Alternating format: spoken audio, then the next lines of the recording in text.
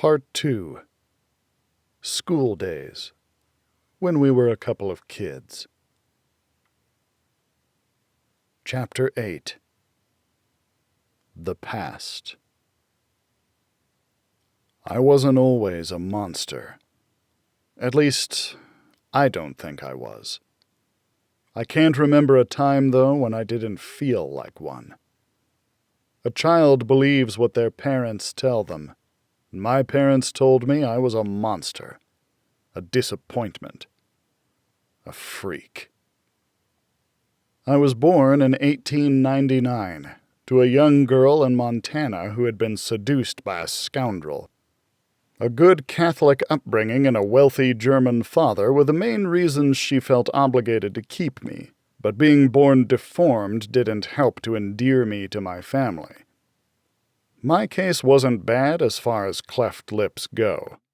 I've seen much worse, but I can't remember my mother ever looking at me without a hint of regret. Disgust. The scars on my face were a reminder to her, a punishment for the sin that conceived me. My grandfather, an influential brewer in Butte, saw to it that I received what passed for cutting-edge medical care at the time.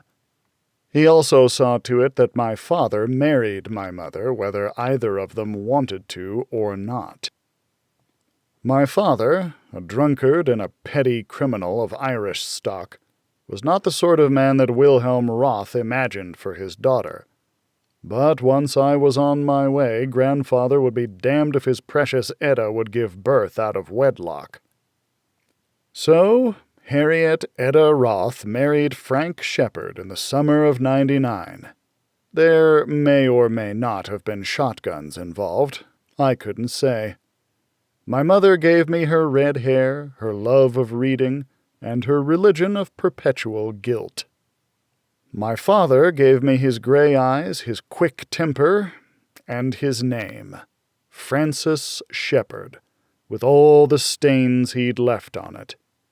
Both of them blamed the other for my deformity. I don't remember much about those early years in Montana.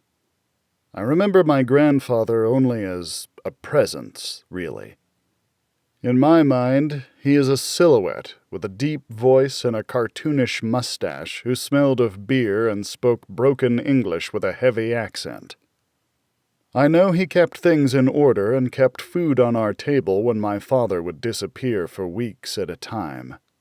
I was too young then to know why my father was gone so often, but knowing him as I do now, I think it likely that he spent more than one of those absences in a jail cell, and the rest in a brothel, until poverty forced him home. It wasn't too bad, really. My mother was distant, and my father was absent, but I was warm and fed, and tended to with a sort of benevolent neglect. I was 4 years old when I remember everything changing. My mother wept, my grandfather thundered, and my father left, again. Mrs. Frank Shepard was expecting again, and grandfather said it was past time that his son-in-law sobered up and began to provide for us himself. My father left to seek his fortune, and after a time we didn't hear from him. We didn't mind. I watched my mother's belly growing, nobody explaining to the ugly little boy what it all meant. I think my mother was scared that she was going to have another deformed baby, another little monster to hide and to remind her of her sins. Then my sister was born. Magdalena. Magda, as my mother and grandfather liked to call her, was perfect. Everybody loved and doted on her in a way that bewildered me. I didn't know that my mother could smile like that at anything. I wasn't jealous, though. After all, it wasn't her fault that they smiled at her and tried not to look at me. I loved her, too, more than I'd ever loved anything before. She didn't look away from me when I stood over her crib. No, she squealed and smiled at me, and held my finger as she slept.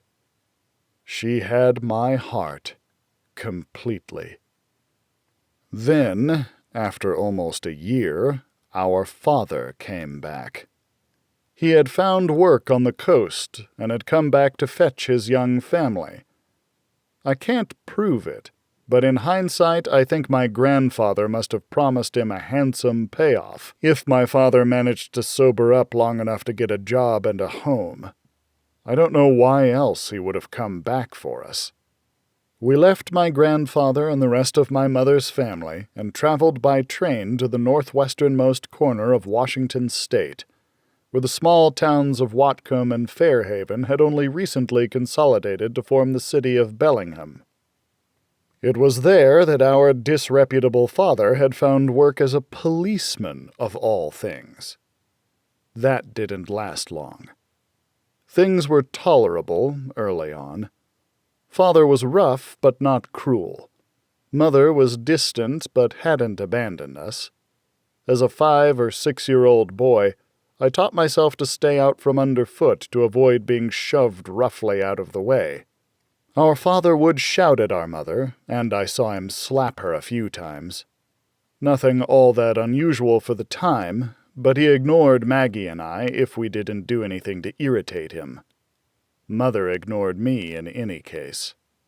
It was when grandfather died that things took a turn.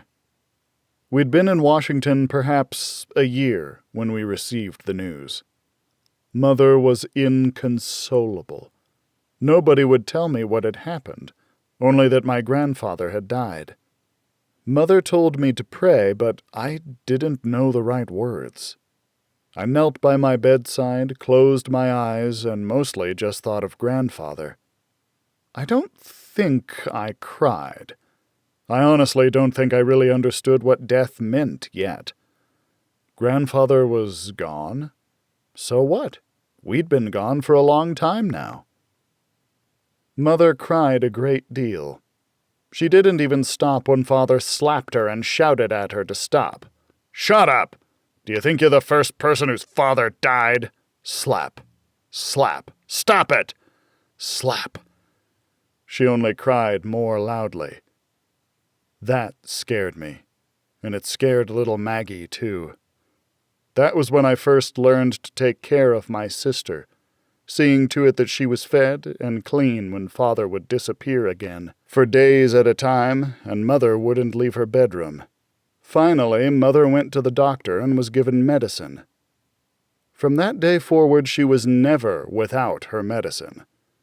I remember thinking that doctors truly were miracle workers because she never cried again after that. Not even the night later that year when Father lost his job and came home drunk. I don't know what she said to him that night, but whatever it was, he didn't like it. He beat her bloody while I shushed Maggie under the bed, singing her nonsense songs and trying to drown out the yelling and sickening sounds of meat on meat. I wished that I could have done something. I remember thinking that I was supposed to protect my mother, but didn't know what I could do. I was scared, and I was ashamed. I thought that maybe if I'd had medicine to make me braver, then I could have done something. After all, even after he beat her until her eyes swelled shut and she couldn't move for weeks without wincing, Mother never cried. She just took her medicine. Our father had always fancied himself something of a prize fighter. He was often in trouble with the law for getting in some fight or another at the saloons, usually after losing his latest job. When he lost his job at the cannery, he beat a man to within an inch of his life and was locked up for a time. Mother fed us from our meager garden and her limited skills as a seamstress. When his boss at the lumber mill said something he didn't like, Father broke his nose and lost himself another job. The shame of being so frequently arrested by men he'd once worked with ate at him, and he spent what little money he made at the saloons, where he got in still more fights. He didn't have any great talent as a pugilist, despite his opinion of himself, but our father was a mean son of a bitch and was always willing to fight. Between jobs, he made some money in prize fights by the waterfront. Indulging his love of drinking, fighting, and whoring, he all but lived in the saloons and brothels. Other children wanted nothing to do with the poor Catholic boy with the hare lip. So when our father was out of the house, I spent my days in the wooded hills outside of town. The city itself was all mud and wooden buildings, but the forests were wilder than they are now. I befriended crows and stray dogs that didn't seem to notice the holes in my shoes or the way I lisped when I talked. I never left Maggie alone when Father was home. I was always there to keep her quiet and out from underfoot, but when he was gone, we were all free to do as we liked. Every good memory I have of my earlier years that doesn't center on my sister takes place alone in the woods. I skipped stones, built bridges, caught fish, climbed trees, and generally behaved as a little savage, as my mother liked to say. I remember imagining that the crows would tell me secrets, or that little lights in the trees would sometimes dance for me in a rainbow of dazzling colors. My mother told me that I had an overactive imagination. I may not always have been a monster, but I think I've always been something of a misanthrope.